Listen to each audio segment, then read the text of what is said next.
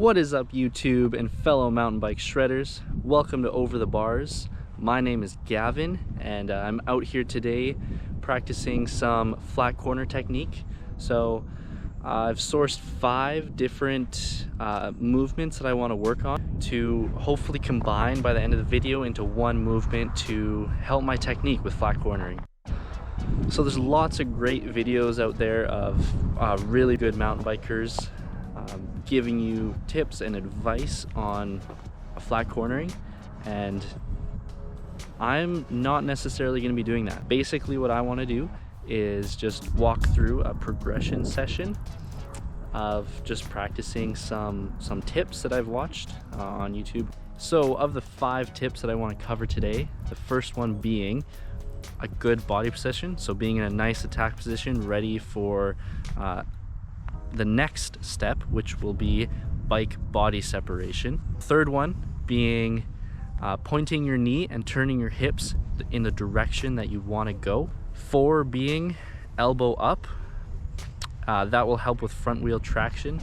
Elbow up into the pushing through your front tire. 5th one being looking at the end of your corner and braking before your corner.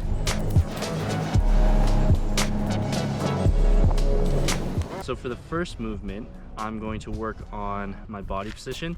So that is going to be my elbows up high, and my chest nice and low to the bars, creating the ability to move my bike around, and my knees are going to be bent and over top of the pedals to allow for more traction. So let's see how that goes.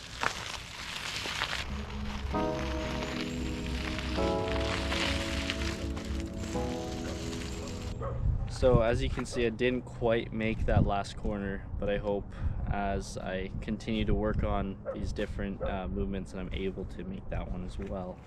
So I'm a fairly new biker. Haven't even been biking for a year yet, so I find I constantly have to remind myself to actually keep myself in a good body position. I tend to stand up tall, but that definitely doesn't help for cornering. Tip number 2. So I'm going to work on my bike body separation now, and what that hopefully is going to look like is I'm going to lean it into whichever direction I'm turning in. So if I'm turning left, I'm going to lean it left, and as well I'm going to work on my pedal placement. So if I'm turning left, I'm going to drop my right foot, and hopefully that'll allow me to separate my bike from my body a little bit more. With those 2 tips in mind, I'm going to go try them out.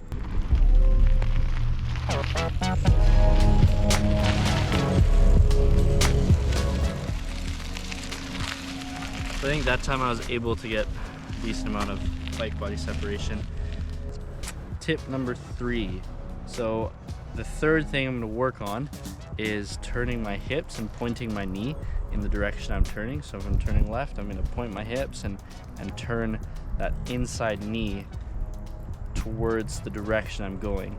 And when I do that, it also separates my bike and my body a little bit more, but it also helps get your whole body in a position to make it around the corner. On the last pylon I tried to get around, I felt my front tire slip a bit. I think that was because my body position wasn't centered very well.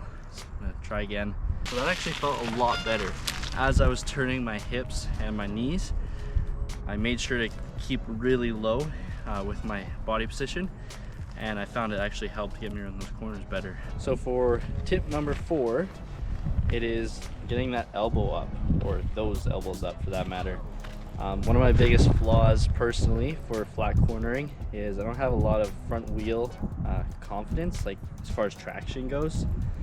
And I really think that has to do with a couple things. One, body position. I'm not nice and low. But also when you get nice and low, it gets your elbows up. And when you're taking a flat corner and you're leaning your bike over, say to the left, you really want to get that elbow up there so you can push weight through your front wheel and get those traction on your knobbies. I definitely know it has nothing to do with my tires, it's all technique. So I'm going to try and combine all these things that I've talked about for this next go, and hopefully getting that elbow up will allow me to have a bit better front wheel traction.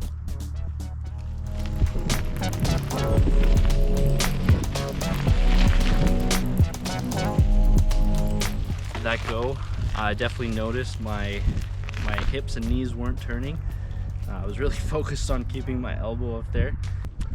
So I definitely felt getting my elbow up there in those corners really helped with my front wheel traction. I could actually feel it like actually really dig in, which is super cool. But I will continue to work on this. I'm gonna do another lap through the cones there and try and actually incorporate some of the other stuff that I've been working on, because definitely was thinking a little too much about the elbows. Definitely feel like I'm getting more confident going through those a bit quicker. Actually really look forward to looking at the footage and seeing if I have any improvement. My question to you guys is, do you guys have any tips that maybe you haven't seen in other YouTube videos or that you'd like to share? Please feel free to leave them in the comments. I know I'd like to know. So down below, leave those comments. I look forward to reading them. So the fifth and final tip that I'm going to work on is using your head and your eyes to look through the corner. Again, me being a fairly new biker, I lack some of that experience, like knowing where your bike is on the trail, and sometimes I find it hard to actually look through a corner. But another piece of advice that I've been told, especially like with berms, if you look at the end of the corner, it actually helps carry you through. You know, look where you want to go. So I'm going to continue to try and incorporate the last 4 things I've been working on into this, and also giving my head a good turn.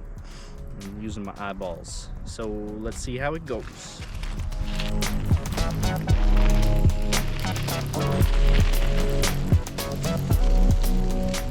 Wow. I think that was one of the biggest improvements I felt personally going through that track.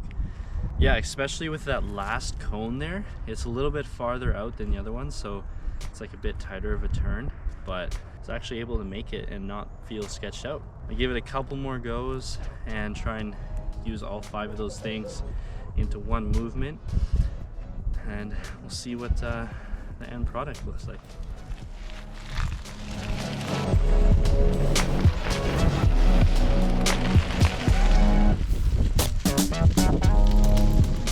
I think with that round I didn't even feel my hips turn at all, so I'm going to give it a couple more goes.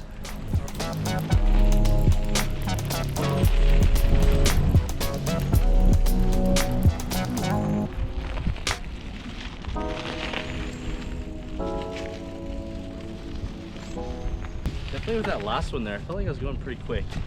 I definitely have felt an improvement today, and I hope you guys are able to take some of this and incorporate it into your own practice.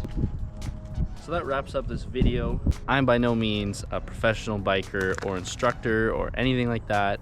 These tips I did get from other YouTube videos, so I will link those down below. But regardless, I hope you guys got some value out of this video. I know I did, researching different things I wanted to work on. I hope this inspires you to get out there. Thank you guys for tuning in to Over the Bars. Again, my name is Gavin, and I'll see you on the next one.